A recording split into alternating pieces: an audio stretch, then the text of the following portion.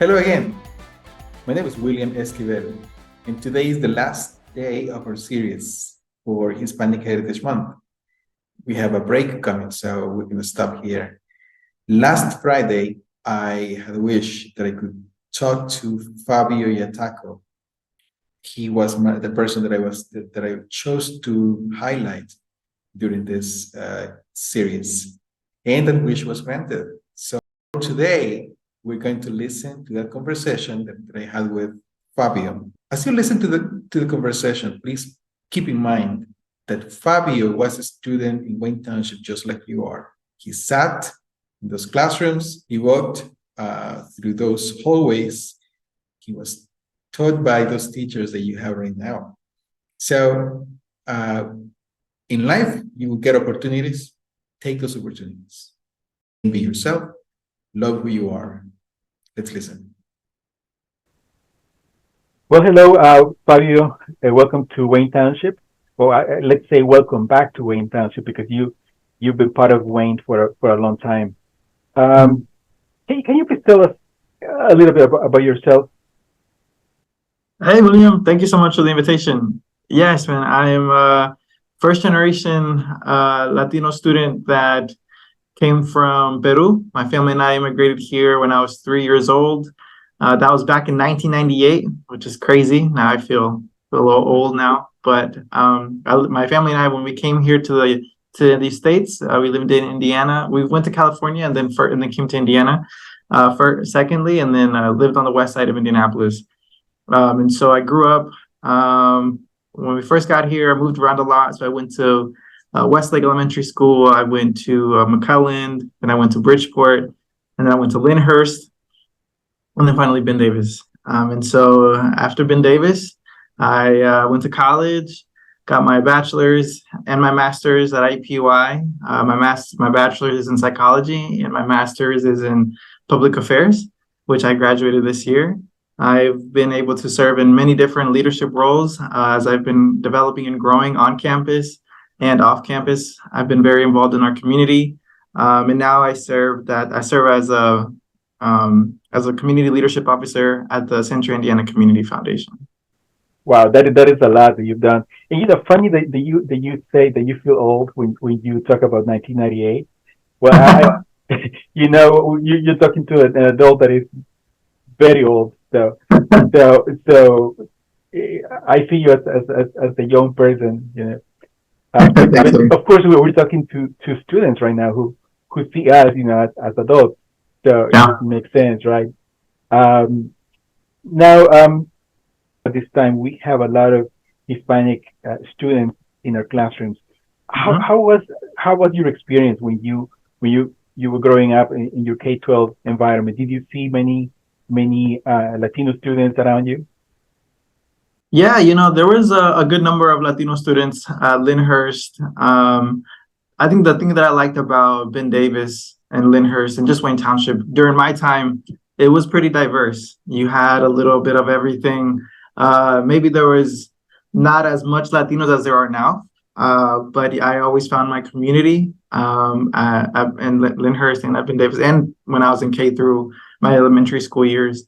I think the cool thing now is that this new generation is very multicultural, right? And so they see and they're able to be more welcoming, especially what this country has gone through in this last couple of years. So I think that gives me a lot of hope.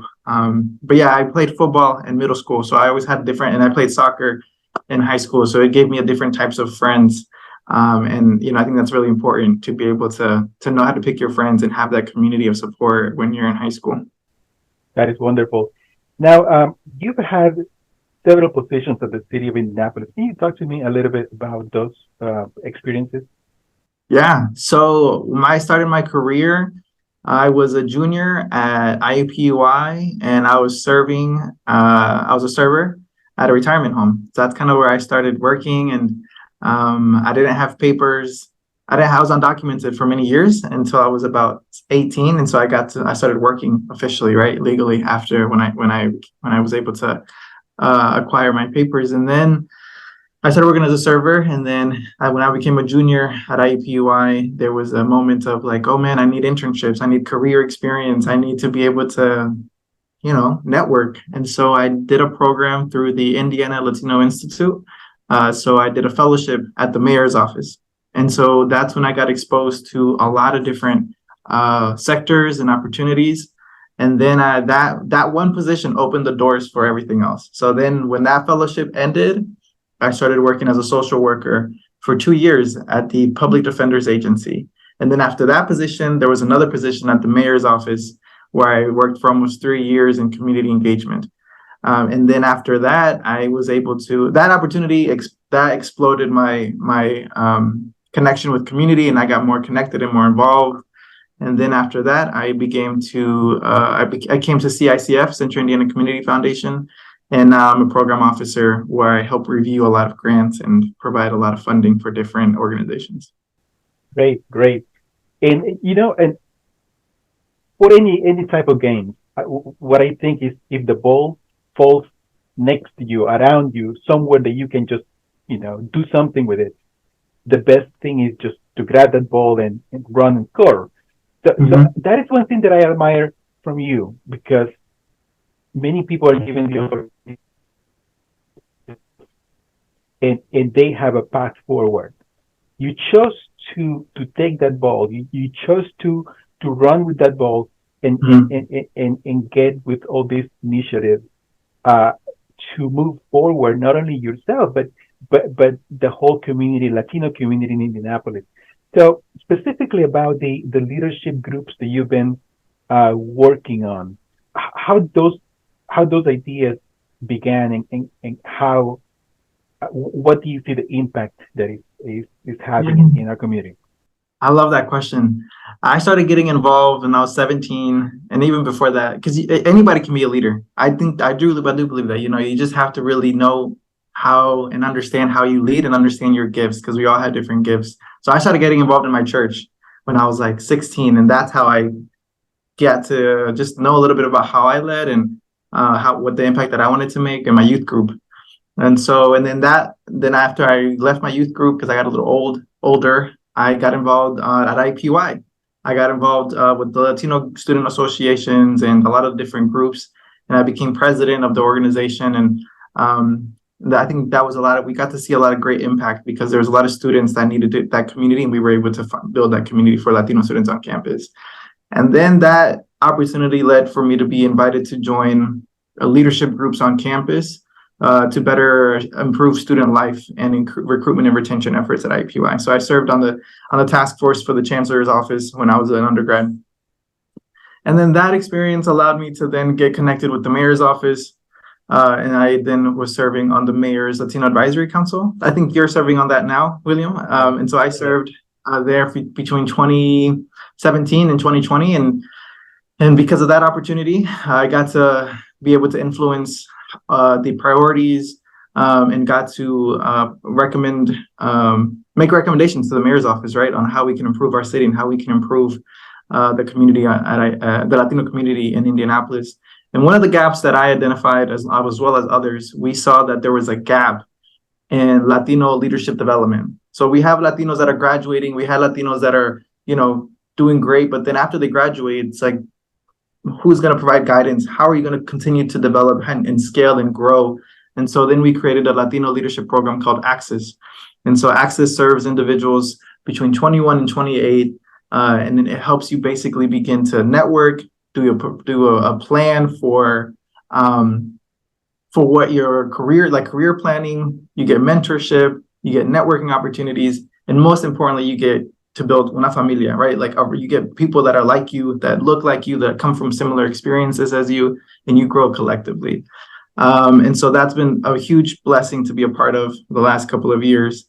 And we're still growing strong. We now have 100 alumni. So 100 Latino young professionals have gone through the program, all in different sectors, people that work in private, corporate, nonprofit, healthcare, education, and Latinos from all over the country, like from all over. We have people de Puerto Rico, de Peru, de Guatemala, de Nicaragua, Mexico, República Dominicana, El Salvador, like Colombia, like everybody, and it's so diverse. And that's that's what's beautiful about the program, is because everybody's able to be represented and we all want to grow together, you know. So that's been one of the biggest privileges of being able to serve in that capacity as a founder and as a leader in that group.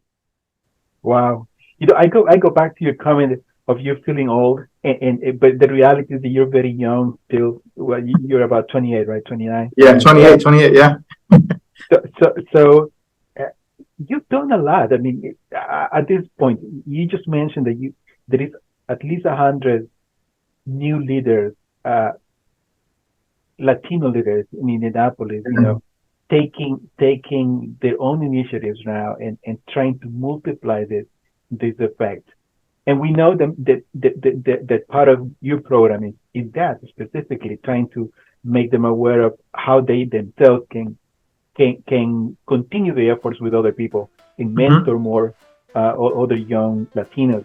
So I cannot you know, put in numbers probably what the effect of this initiative will be when you are really old, you know, because you still have a long ways to go, and I cannot imagine the impact that you're going to continue having. So you know, I'm not a prophet, and I don't claim to know the future, but I know that you're going to be push your Latino icons in Indianapolis, and I think that many students in the future will hear about you, and I want our Wayne Township students to be the first group probably to do so. I don't know if other group students have, you know, had this initiative before, but if they did, well, I'm running that side. But I think you will be one of the names that we're gonna recognize in the future here in Indiana. Thank you. Thank you. You know, thank you for this time. I know that you were busy, that you had other things going on today, and you took the time to talk to our kids. So thank you so much. Thank you, William. Un saludo, and to all the kids out there listening, best of luck, finish strong, and know that there's a community here in Indianapolis that wants the best for you. So best of luck, everyone. Wonderful. Thank you so much. Thank you.